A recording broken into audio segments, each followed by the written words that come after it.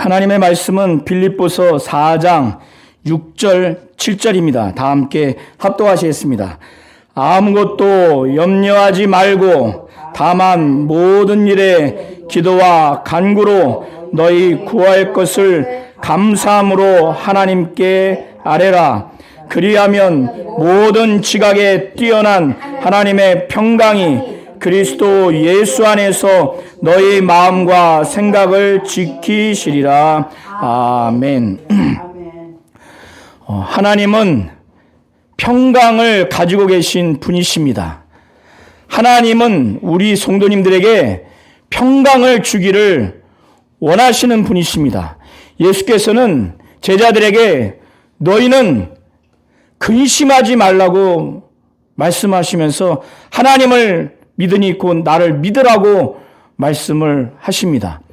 우리 성도님들이 하나님의 평강, 하나님의 평화, 하나님의 평안을 이해하실 수가 있으신지 한번 지금 이해해 보려고 한번 생각해 보시기 바랍니다.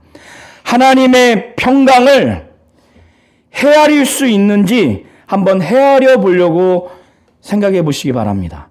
그리고 하나님의 평강이 도대체 그 느낌이 그것이 어떤 것인가 내가 그것을 상상해 보려고 한번 해보시기 바랍니다.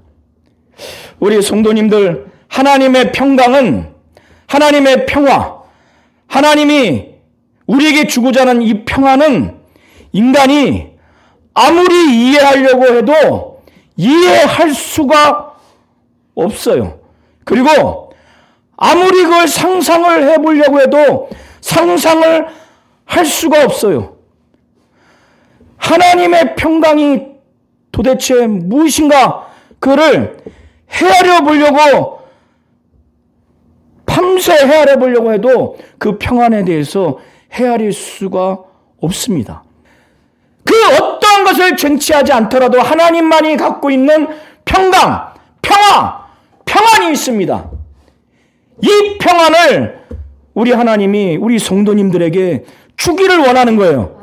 이 평강, 이 평화, 이 평안을 우리 성도님들 내가 10억이 없다 할지라도 1000만 원이 없다 할지라도 내가 최고 명문대학이 없어서 이 세상을 살아가는데 괴롭고 좌절하고 좌절하고 싶고 비교되고 절망스럽고 밤새 깊은 고뇌로 잠 못 이루고 남과 비교해서 좌절하고 절망하는 우리 성도님들에게 그 어떠한 것도 영향을 줄 수 없는 절대적인 하나님의 평강, 평화, 평안을 주시겠다고 하는데 우리 성도님들 그걸 받으시겠습니까? 아멘. 이걸 받으시기를 예수의 이름으로 축원합니다. 아멘.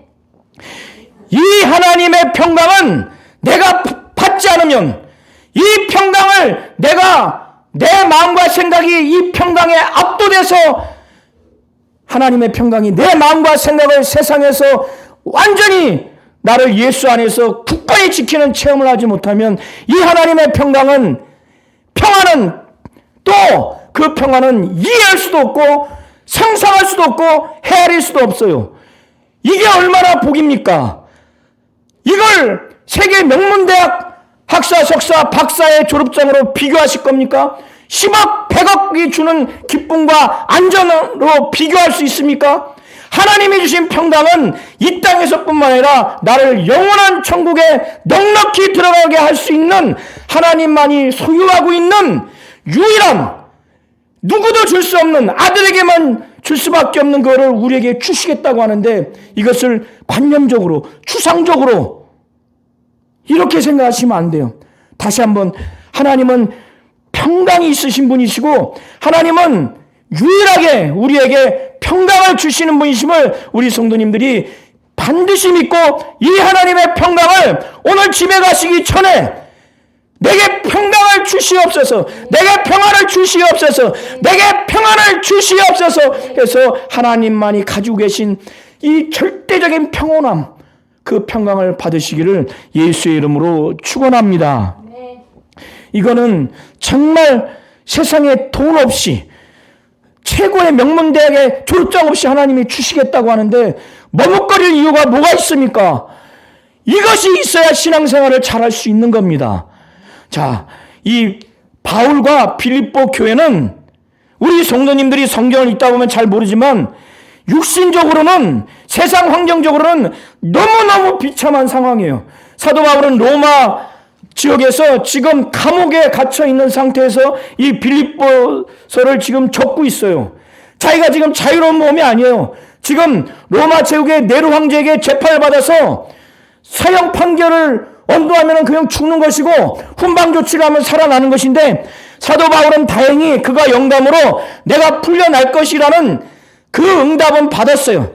그러나 그가 비록 지금 죽는다 할지라도 나는 내 영혼이 나중에 종말에 구원받을 것이기 때문에 그는 기뻐하는 기쁨이 충만합니다. 영감 있고 성경을 쓸 정도의 이 사도 바울의 처지가 지금 감옥에 있습니다. 감옥에 있어요. 오늘날 같이 좋은 교도시설도 아닐 겁니다. 물론 자택 감금이긴 하지만은 이런 상황에서 자기가 세운 이 빌립보 교회는 로마 제국에 의해서 밖으로는 핍박을 받고 있죠. 안으로는 유대인 출신들이 예수 믿었는데 바울의 지도를 받고 잘 성장해야 되는데 그 못된 버릇을, 관습을 벗지 못하고 유대교에서 가르치고 있는 할례를 여전히 받아야 된다, 율법을 여전히 지켜야만이 더 온전한 구원을 받을 수 있다는 유대주의적인 그런 그리스도인들, 이런 자들이 안에서 득실하고 있고, 그리고 그 안에는 서로 분진, 내분이 일어나고 있고, 그러니까 교회는 밖으로 핍박이요, 안에 유대주의적인 그리스도인이 또 바울이 진리를 전해서 복음대로 가르쳤는데 그것을 변질시키게 만드는 그런 상황이죠. 안에 교인들은 이런 상황에서 똘똘 뭉쳐야 되는데, 오늘 읽은 것처럼 유디아와 순두계 이 두 사람은 여자로서 교회 지도자로 보입니다. 그래, 오죽하면은 심각하게 여겨서 바울이 볼 때 두 사람에게 권면하는 거예요. 너희들 예수 안에서 한 마음을 품어라. 왜? 교회 일반 성도 2명이 갈등이 있으면 그 두 사람으로 끝나고 말아요. 그 두 가정으로 끝나고 말지만은 지도자가 이렇게 분열을 하면은 교회가 위험해집니다. 교회가 위험해져요. 그래서 지금 바울에게 있어서는 믿음이 없는 영적 지도자라면 자기 지금 코가 석자예요. 자기가 감옥에 있었어요. 믿음이 없고 용기가 없고 변질자 같은 지도자는 옥에 갇히면은 내가 나가서는 좀 지혜롭게 목회를 해야 되겠다 이러는데, 바울은 그런 마음이 아니에요. 자기는 그냥 죽든 말든 오직 내 몸 안에서 예수만 종기에 드러나는 것이 목표고, 자기는 빨리 몸을 떠나서 주 예수를 보기를 바라는 거예요. 그러나 남아있는 빌립보 교인들 때문에, 너희들 때문에 내가 남아있는 것이다, 이들 때문에 자기 나만 생각하면 나는 바로 떠나면 좋겠다, 그렇게 예수를 사모하는 거예요. 그러나 육신적으로는 감옥에 갇혔죠. 자기가 일궈놓은 이 개척교회는 처음과 다르게 이렇게 교회가 어렵죠. 밖으로는 핍박이 있지. 옥에 있으니까 편지로밖에 쓸 수 없는 거예요. 이런 상황에서 보면은 3장 1절에도 보면은 끝으로 나의 형제들아 주 안에서 기뻐하라, 예수 안에서 기뻐하라 그래요. 세상에는 기쁠 게 없어요. 세상에는요, 저는 10억을 안 가져와서 모르지만 돈 많은 사람도 자살을 하는 경우를 보지 않습니까? 괴로우니까. 건강한 사람도 그래요. 세상에서는 내 마음과 생각을 평안으로 붙들어줄 요소가 없어요. 배신이요, 비난이요, 저주요, 사기치고 형제들 간에도 재산 싸움을 하지 않습니까? 더더구나 근본적으로 세상은, 이 세상 임금이 활기치고 있어요. 예수께서 공생에 3년 동안 사역한 걸 베드로는 너무 잘 아는데 그가 분명히 말하잖아요. 뭐라고 말합니까? 하나님이 나사렛 예수에게 성령과 능력을 기름 붓도록 하셨음에 저가 투 다니며 선한 일을 하시고 착한 일을 하시고 마귀에게 눌린 모든 자를 고치셨다고. 이 세상의 모든 사람들은 영적으로 마귀에게 눌려 있어요. 눌려 있어서 귀신 들려 있고, 눌려 있어서 병 들어 있어서 예수께서는 그걸 다 고치셨다는 거예요. 히브리서 2장 14절 15절에 보면은 히브리서 기자가 예수께서 자녀들이 혈과 육으로 속한 것처럼 자기도 혈과 육에 속해서 자기의 죽음을 통해서 죽음의 세력을 잡은 자 마귀를 없이하고 일생에 매여 이 죽음이 들어와서 종노릇하는 자들을 놓아주려 함이라고 이렇게 히브리서 기자가 분명히 말하는 것처럼 이 인간은 본질적으로는 하나님이 보호하시지만 이 세상 임금 마귀에게 지금 눌려 있어요. 눌려 있어요. 그러니 세상에서 우리의 마음과 생각을 하나님이 주시는 평안이 아니면 이 마음과 생각을 지킬 존재가 없고 지킬 만한 요소가 없습니다. 우리 성도님들 돈이 우리 신앙생활 잘하도록 마음과 생각을 지킬 줄 아십니까? 권력이 지킬 줄 아십니까? 가장 사랑하는 친구, 부모가 내 마음과 생각을 지킬 수 있다고 생각하십니까? 무엇으로 우리의 마음과 생각을 저 천국에 갈 때까지 아무것도 염려하지 않도록 뭘 갖고 지킬 수 있다고 생각하십니까?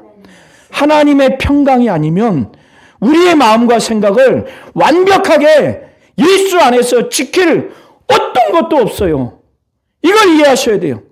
바울은 그가 비록 육신적으로는 비참할지 모르고 남들이 볼 때 동료 영적 지도자가 볼 때도 야, 저렇게 지혜롭지 못하게 꼭 사역을 해야 하는가? 감옥에 갔지. 일제시대에 주기철 목사님이 순교할 때 같은 목사들이 당신 때문에 우리까지 이렇게 어려움을 당한다고 그렇게 했다고 그래요. 그래서 아예 교단에서 내쫓았다고 합니다. 사도 바울은 그런 상황에서 정말 그가 체험을 했기 때문에 누가 누구를 위로를 해줘요. 자기가 옥에 있는데. 그러나 그에게는 하나님의 평강이 자기의 마음과 생각을 지키기 때문에 체험적으로 지금 빌립보 교인들에게 말하는 겁니다. 그래서 예수 안에서 기뻐해라. 주 안에서 기뻐해라. 세상에서는 기뻐할 만한 것이 없어요. 예수를 인해서 기뻐할 줄 알아야 신앙생활을 잘할 수가 있는 겁니다. 예수의 이름이 무엇인지, 예수의 말씀, 예수의 행하심, 예수의 공생애, 예수의 죽음이 무엇이고 예수의 부활이 무엇이고 예수가 승천하셔서 아버지 우편에 간 그분의 승천과 우리를 다시 데리고 올 예수의 재림이 무엇인지 예수 자체로 인해서 기뻐하고 예수가 가지고 있는 모든 것, 그가 하신 말씀, 그가 하신 행하신 모든 공생애, 그의 죽음, 고난과 죽음과 부활과 승천과 다시 오실 예수와 관련된 모든 것들로 우리 성도님들이 기뻐해야 하는 것이 바로 예수 안에서 기뻐하는 겁니다.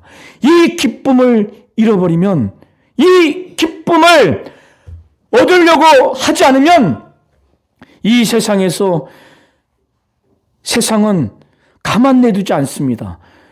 원수 마귀는 우는 사자같이 두다니며 산길자를 찾는다고 분명히 말하잖아요. 그래서 사도 바울은 오늘 유디아와 순두계라고 하는 빌립보 교회의 여자 지도자에게 지금 둘 사이에 분쟁이 있으니까, 두 사람만의 문제가 아니라 교회가 위험해질 수 있으니까, 평신도의 문제는 당사자의 문제로 끝날 수 있지만 교회 지도자는 교회가 더 분열됩니다. 그런데 이 유디아와 순두계가 대단한 사람들이에요. 지금 사도 바울이 편지를 통해서, 이 빌립보서를 통해서 특정 이름을 순두계야, 유디아야, 각각 내가 권한다, 내가 권면한다. 너희들 주 안에서 한 마음을 품어라. 시험 될 사람 같으면 내 이름을 그렇게 꼭 써야 돼? 내가 얼마나 창피하게 성도들 앞에서 이걸 다 읽어줘야 되는데. 그런데 그런 그릇이 되고 또 그런 받을 만한 사람이 되니까, 그리고 이 여자 지도자들이 바울이 자기들을 사랑하고 신뢰하는 걸 아니까 이렇게 했을 겁니다. 그런데 뭐라고 하냐면, 남자든 여자든 우리는 예수 안이 아니면 어떻게 한 마음을 품어요? 쌍둥이도 마음이 다르고 내가 가장 사랑하는 내 자식도 부모하고 100% 어떻게 마음이 같습니까? 어떻게 생각이 같아요? 사랑하는 배우자도 어떻게 같아요? 그런데 바울이 그러면 불가능한 것을 지금 말하느냐? 아니에요. 예수 안에서는 한 마음과 한 뜻이 될 수 있기 때문에. 그래서 우리 성도님들이 한번 사도행전 4장 32절을 한번 보시기 바랍니다. 이게 어떤 상황이냐면 정말 예수 믿고 성령 받고 초기 때 믿는 무리가 두 사람도 아니에요. 무리가 한 마음과 한 뜻이 됐어요. 이들이 예수 믿고 성령 받고 아주 뜨거울 때 이렇게 한 마음과 한 뜻이 될 수가 있는 거예요. 그래서 사도 바울은 두 영적 지도자에게 유디아야, 순두개야, 내가 권면한다. 주 안에서 한 마음을 품어라. 한 생각을 가지라는 거예요. 예수 안에서는 가능한 겁니다. 의지를 사용하면 가능한 거예요. 자, 예수 안에서. 세상 밖에서는요, 저 세상 안에서는 가문이 다르고 지식이 다르고 경제가 다르고 성격이 다르고 삶이 다른데 어떻게 하나가 돼요? 하나 될 수가 없어요. 그러나 예수 안에서는 보세요. 한 마음과 한 뜻이 되잖아요. 왜? 우리 성도님들은 영적으로 주의 몸된 교회입니다. 우리 한 사람 한 사람은 지체예요. 그런데 이 몸의 머리는 누구예요? 예수가 우리 교회의 머리입니다. 우리 교회는 그분의 몸이에요. 그러면 예수를 중심으로 해서 이 몸은 일치단결하게 돼 있어요. 예수를 중심으로 해서 우리 모든 몸의 지체들은 다 일사불란하게 하나로 움직이게 돼 있어요. 이 예수를 머리로 인정하지 않는 순간 이 몸은 갈기갈기 다 제각기입니다. 이 교회에 얼마나 성격도 다르고 지식도 다르고 자라온 것도 다 달라요. 생활 패턴도 다르고 인종도 달라요. 어떻게 하나 됩니까?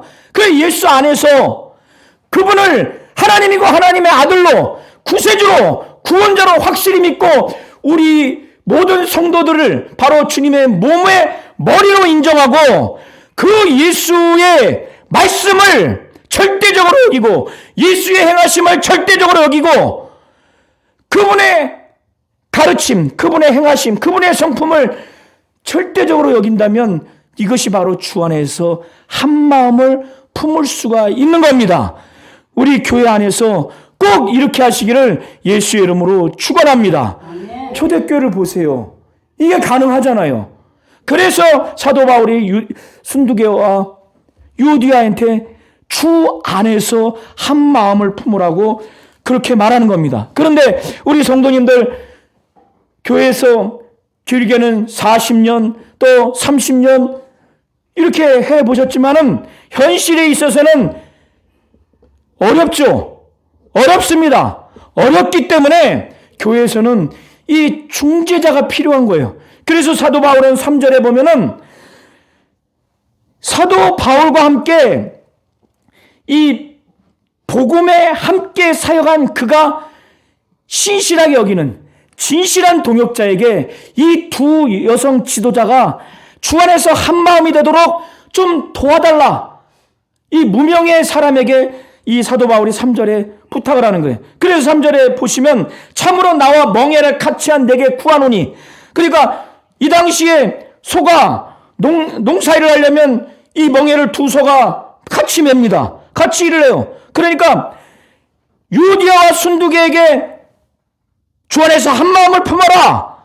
아, 이게 쉽냐고요? 어렵죠? 그러니까 그거를 중재할 만한 바울의 가장 가까운 신실하고 진실한, 마치 이 빌립보 교회를 개척해서 이 교회를 일구어가고 성도들을 돕는데 함께했던 이 무명의 이 사람, 마치 소가 멍에를 같이 메고 일한 것처럼 운명을 같이 하고 교회를 같이 이뤄나간 아주 동역자, 그에게 부탁하는 거예요. 그래서 말하기를 3절에 참으로 나와 멍에를 같이 한 내게 구하노니, 내가 부탁한다. 이 두 지도자 순두개와 유디아 뿐만 아니라 글레멘드와 그 외에 나의 동역자들, 이들은 복음을 전하고 복음으로 인한 핍박을 받을 때 나와 함께 힘쓴 자들이다. 그러니까 투쟁한 거예요. 그러니까 보통 리더가 아니에요. 이 요디아와 순두개가. 그래서 좀 네가 좀 이 두 여성 지도자를 주 안에서 한마음 되는데 좀 토하다오. 이렇게 부탁을 합니다. 자, 우리 성도님들이 바울이 이 빌립보 교회가 어떠했으면 하는 이 바울의 시각, 바울의 심정을 잘 이해하시기 바랍니다. 그리고 이 성도들에게, 이 교회에게 주 안에서 항상 기뻐하라고 그래요. 그런데 계속 또 강조를 해요. 4절 보세요. 자, 한번 4절, 5절을 우리 한번 큰 목소리로 한번 합독하시겠습니다. 4절, 5절. 자, 큰 목소리로 시작. 주 안에서 항상 기뻐하라. 내가 다시 말하노니 기뻐하라. 너희 관용을 모든 사람에게 알게 하라. 주께서 가까우시니라. 아멘. 네. 주님이 다시 재림하는 것을 안다면은, 내일 재림하는 걸 안다면 우리 모든 사람이 믿는 자든 믿지 않는 자든 그분 앞에 그는 우리를 심판하시는 분이세요. 산 자와 죽은 자를 심판하는 자로 재판장으로 정하신 이가 바로 하나님이신데 그가 누구를 정했냐? 주 예수를 바로 재판장으로 정했는데 우리가 요게도 내일 재림하실 걸 안다면 참아야죠. 또 우리에게 짜증내도 참을 겁니다. 자, 지금 4절, 5절을 한번 다시 보시기 바랍니다. 사도 바울은 주 안에서 항상 기뻐하라는 거예요. 세상에서 항상 기뻐하는 거는 가능한가요? 불가능한가요? 우리 나머지 두 분 성도들 가능한가요? 불가능한가요? 세상에서 항상 기뻐하는 거. 항상. 아니, 지금까지 기쁘게 사셨어요? 진실을 말해보세요. 지금까지 항상 기쁘게 사셨습니까? 항상 기쁘게 못 사셨을 거예요. 예. 세상은요, 항상 기쁘게 할 만한 사람이 없고, 그런 물질도 없고, 그런 지식과 권력이 없어요. 그런데 바울이 본인도 그걸 경험하니까 주 안에서는 항상 기뻐하라는 거예요. 와, 이거 가능한가? 바울이 가능하니까 이런 얘기 했겠죠? 지금 빌립보 교회는 기뻐할 수 없는 외부 환경이 있어요. 핍박을 해서 교회를 막 숫대밭 만들 그 로마 제국에 핍박했고, 안에는 유대교 출신이 그리스도인이 좀 처음부터 신앙생활 똑바로 좀 하지, 그들 유대교에 있을 때 그 버릇, 그 관습, 그거 가지고 계속 교회를 혼란스럽게 신학적으로, 교리적으로 아주 어렵게 미혹하지. 그리고 그 안에는 지금 또 서로 화합이 안 되지. 그러니 감옥 안에 있는 이 바울이 볼 때 이 빌립보 교회가 인간적으로 볼 때 답답하기도 하고, 자기가 개척해서 읽어놓은 교회가 이렇게 되면은 마음이 어떻겠어요? 저도 10년 후에 이렇게 했는데 만약 이런 상황이 되면은 지난 막 10여 년이 주마등처럼 막 지나갈 것 같아. 그러니까 예수 안에서 항상 기뻐하라는 거예요. 예수가 어떤 분인가? 예수가 하시는 말씀, 그의 행하심, 그의 죽음이 무슨 의미인가? 그의 부활이 무슨 의미인가? 그의 승천이 무슨 의미인가? 그가 다시 오실 재림이 무슨 의미인가? 그리고 3장 17절부터 21절을 보세요. 거기에 중간에 20절부터 21절을 보면은, 자, 우리 한번 3장 20절부터 21절을 큰 목소리로 한번 합독하시겠습니다. 자, 3장 20절부터 21절. 자, 시작. 그러나 우리의 시민권은 하늘에 있는지라 거기로부터 구원하는 자 곧 주 예수 그리스도를 기다리노니 그는 만물을 자기에게 복종하게 하실 수 있는 자의 역사로 우리의 낮은 몸을 자기 영광의 몸의 형체같이 변하게 하시리라. 아멘. 자, 우리 성도님들의 시민권은 미국 시민권이 아니고 저 하늘의 시민권이 있다고 합니다. 이걸 믿으시기 바랍니다. 우리 성도님들의 이름이 저 하늘나라의 생명책에 뚜렷하게 기록될 수 있도록 죽는 날까지 확실히 신앙생활 하시기를 예수의 이름으로 축원합니다. 아멘. 예. 오늘날 전 세계에서 미국 시민권이 테러를 당하고 잡혀 있으면 미국 정부는 끝까지 포기하지 않고 살려냅니다. 그러니까 우리의 시민권은 미국의 시민권 정도가 아니에요. 하늘의 시민권입니다. 우리는 그 나라에 갈 거예요. 저는 요 일주일 사이에 가까이 있는 두 어르신이 육체를 떠나서 이제 장례를 치른 것을 보았어요. 연세 드셨다고 먼저 소천하는 것도 아닙니다. 우리가 육체를 벗기만 하면 이제는 돌이킬 수가 없어요. 그것이 천국에 가든 지옥에 가든 천국에 가도 그 부활의 정도가 다릅니다. 사도 바울은 빌립보 교인들에게 너희들 시민권이 하늘에 있으니 십자가의 원수로 지금 행하는 자들, 그들은 땅의 일만을 생각하고 그들이 섬기는 신은 하나님이 아니라 자기들의 배를 신으로 여긴다고 하잖아요. 자기들의 육체적인 욕망을 최우선으로 여겨서, 그래서 부끄러운 것을 부끄럽게 여기지 않고 부끄러운 것을 자랑으로 여기는 그런 삶을 사는 자들을 조심하라고 사도 바울이 17절부터 21절에 말하면서 너희의 시민권은 하늘에 있다. 그러니까 거기로부터 재림하시는 구원자 예수 그리스도를 기다려야 된다. 저와 우리 모든 성도님들 재림의 신앙, 예수의 재림을 사모하는 거 지금 가면 갈수록 이거 어렵죠? 특히 젊으신 분들 이거 정상적인 신앙이 아닙니다. 재림을 사모해야 돼요. 육체를 벗어서 부활을 사모해야 돼요. 사도 바울이 말하잖아요. 예수는 만물을 자기에게 복종하게 하는 자의 그 능력으로 우리의 이 낮은 몸, 죄를 날마다 칠 수밖에 없는 이 연약한 몸, 또 병들어 썩을 수밖에 없는 이 낮은 몸을 그 예수는 자기의 영광의 그 신령한 형체로 우리를 순간 변화시킬 수 있다는 겁니다. 이런 부활을 사모하시기를 예수의 이름으로 축원합니다. 아멘. 이런 재림이 가까이 온다면, 주님이 가까이 오신다고 한다면 우리가 신앙생활을 정신 바짝 차리면서 신앙생활을 하겠죠. 저는 개인적으로 전도하는 사람이 제일 부럽고요. 전도의 열매가 있든 없든 막 핍박을 받아가면서 기도하고 이런 사람이 제가 목회자들과 제일 부럽습니다. 아, 저분은 하나님께 정말 복을 받을 것이다. 재림을 주님이 가까이 온다고 생각하면 기도도 달라지겠죠. 전도도 달라지겠죠. 말씀을 읽고 전하고 듣는 것도 달라지겠죠. 성도들을 섬기는 것도 달라지겠죠. 그래서 너의 모든 관용을 사람들에게 나타내라는 거예요.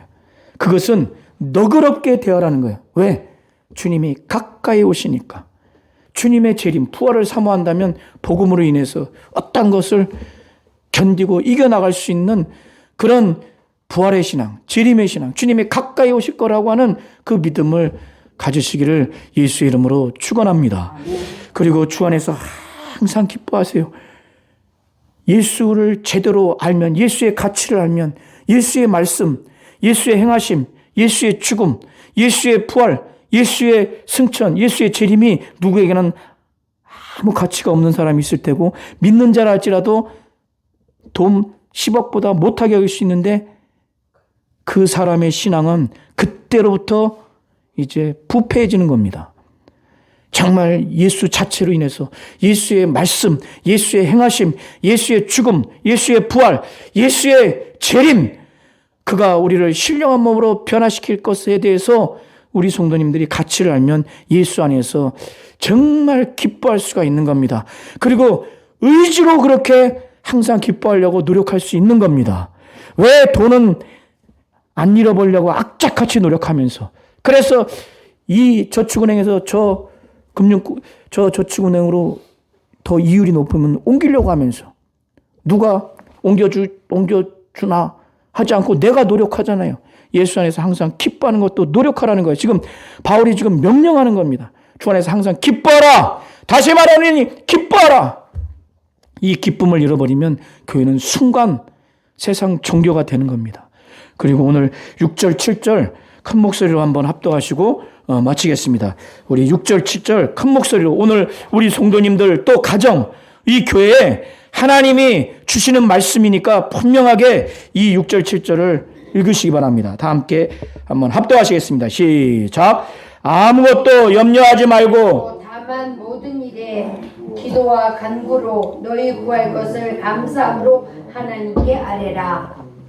그리하면 모든 지각에 뛰어난 하나님의 평강이 그리스도 예수 안에서 너희 마음과 생각을 지키시리라. 아멘. 예, 우리 성도님들 솔직하게 하나님의 평강, 평안이 도무지 이해할 수도 없고 헤아릴 수도 없고 상상할 수도 없다고 하는 것을 인정하시고 또 이 중에는 이것을 지금 체험하신 분도 있을 테지만은 계속해서 매 순간 하나님의 평강이 내 마음과 생각을 예수 안에서 좀 지켜달라고, 앞으로 세상은 가면 갈수록 우리의 마음과 생각을 나도 지키지를 못해요. 내 가족도 지키지 못합니다. 돈도 권력도 내 마음과 생각을 지켜주지를 못해요. 온갖 타락하게 만드는 것이 주변에 많아요. 지금 가만히 있어도 염려거리가 마음과 생각을 막 덮쳐요. 쓰나미처럼 덮쳐요. 우리 성도님들의 마음과 생각이 염려로 가득하면 아무것도 할 수 없어요. 그래서 심하면 어떻게 됩니까? 자살하는 거예요. 이 염려가 극에 달하면. 그래서 사도 바울은 본인도 경험을 다 하기 때문에 아무것도 염려하지 말라는 거예요. 아무것도. 바울이 지금 염려 안 할 행복한 상태가 아니라는 걸 아시고 의지를 갖고 아무것도 염려하지 말라는 거예요. 이 바울이 지금 옥에 갇혔다니까요. 그가 개척한 교회가 지금 혼란스러운 상황이 돼 있어요. 자기가 정말 이 편지도 성령의 감동을 받아서 매우 영적으로 강하게 썼을 거예요. 유대주의적인 그리스도인들, 이 타락한 자들이 교회를 또 엉망진창으로 만들고, 교회는 또 분열되고, 유디아와 순두개는 정말 탁월한 지도자인데 나와 함께 할 정도인데 두 사람이 마음이 뜻이 안 맞으니, 그러니 교회도 그렇고 성도 바울 개인도 그렇고 지금 염려할 수밖에 없는 상황이에요. 이 교인들은 지도자가 이 안에 있어도 지금 교회가 문제 해결하기가 어려운데 감옥에 갇혀 있어서 이 사람을 자기의 영적 지도자의 육신적인 상황을 보고 또 염려할 수 있는 상황입니다. 이런 상황에서 사도 바울이 아무것도 염려하지 말라는 거예요. 아무것도. 우리 성도님들도 가정의 문제든 개인의 문제든 사업의 문제든 또 교회의 문제든 어떠한 이유와 핑계를 대지 마시고 내 생각과 내 마음에 있는 것이 하나님의 말씀보다 우선하지 말고 일단 염려를 차단하세요. 아무것도 염려하지 일단 마시고, 그래야 그 다음에 모든 일에 기도를 하고 간구할 수가 있는 겁니다. 이 염려를 차단하지 않은 상태에서는요, 기도가 안 나와요. 계속 염려하고 나 죽겠다, 나 자살할 거예요, 이거 어떻게 해요? 사람하고 얘기만 할 뿐이지 이거 차단하지 않으면 하나님께 모든 일에 기도와 간구가 나오지 않습니다. 그래서 하나님은 우리 성도님들이 아무것도 염려하지 말기를 지금 바라는 거예요. 일단 끊어버리고 누구와 얘기하지 마시고 누구에게 해봐야 해결해 주지 않아요. 아무것도 염려하지 말고 모든 일에 일단 하나님께 기도하고 간구하세요. 그리고 기도하고 간구하는데 하나님 왜 나는 이렇게 했어요? 불평하고 화내고 짜증내고 하지 말고 우리 성도님들이 구할 것, 바라는 것, 필요한 걸 감사함으로 하나님께 아뢰세요. 하나님께 아뢰라고 하는 것은 하나님이 아시도록 말씀을 드리라는 거예요. 아이, 하나님 다 말 안 해도 아시잖아요. 그게 아니에요. 그게 아니에요. 하나님은 그거를 원하는 거예요. 그렇게만 하면 7절에 뭐래요? 그리하면 모든 지각에 뛰어난 세번역과 현대인의 성경과 새한글의 파란 글씨라는 걸 보세요. 모든 지각에 뛰어나다는 것이 뭐냐? 사람의 헤아림을 뛰어넘는다는 거예요. 우리 성도님들이 그 마음과 생각을 정말 염려 없이 해보려고 해도 되지 않나요? 헤아림을, 그 헤아림의 그거를 뛰어넘는 하나님의 평강, 그리고 도저히 상상할 수도 없는, 와, 내 마음과 생각이 왜 이래? 왜 이렇게 평안해? 상상할 수도 없는 하나님의 평강이, 도무지 이해할 수가 없는, 모든 이해력을 뛰어넘는 하나님의 평강이 우리의 마음과 생각을 예수 안에서 아주 강력하게 지켜준다는 거예요. 미군이 자기 자국민을 특수부대가 지켜주듯이 하나님의 평강이 예수 안에서 우리의 마음과 생각을 지킨다고 하는 것은 바로 그런 의미예요. 지킨다고 하는 것은 미국 아주 최강의 부대가 자국민을 지킨다고 하는 바로 그겁니다. 그래서 우리 성도님들, 이거는 대단히 중요해요. 그래서 아무것도 염려하지 마세요. 교회 일이든 가정 일이든 개인 일이든 사업 일이든 정신적인 일이든 육체적인 일이든 오직 모든 일에 기도와 간구하고 감사함으로 하나님께 아뢰세요. 하나님, 내 상황이 이렇습니다. 하나님, 내 육체가 이렇습니다. 내 정신이 이렇습니다. 내 교회 문제가 이렇습니다. 하나님, 정말 나는 이걸 바랍니다. 이것을 희망합니다. 그 구할 것을 하나님께 감사했어요. 들어주는 하나님이 있어서 감사하고 언젠가는 하나님 뜻대로 응답해 주실 것을 아니까 감사하고, 그렇게 감사하면 하나님의 평강이, 인간이 도저히 이해할 수도 없고 상상할 수도 없고 헤아릴 수도 없는 그 엄청난 평강이 우리 성도님들의 마음과 생각을 예수 안에서 엄청나게 지켜주신다는 겁니다. 이걸 믿으시기 바랍니다. 그래서 하나님은 평강을 가지신 분이시고, 하나님은 우리 성도님들에게 평강을 주실 수 있고 주시는 분이시라는 걸 분명히 믿으셔서 하나님의 평강으로 이 마귀가 지배하고 눌려있는 이곳에서, 귀신과 악령들이 밤새 괴롭히는 그곳에서 하나님의 평강으로 우리의 마음과 생각이 지켜줄 수 있도록 그런 신앙생활 하시기를 예수의 이름으로 축원합니다. 아멘.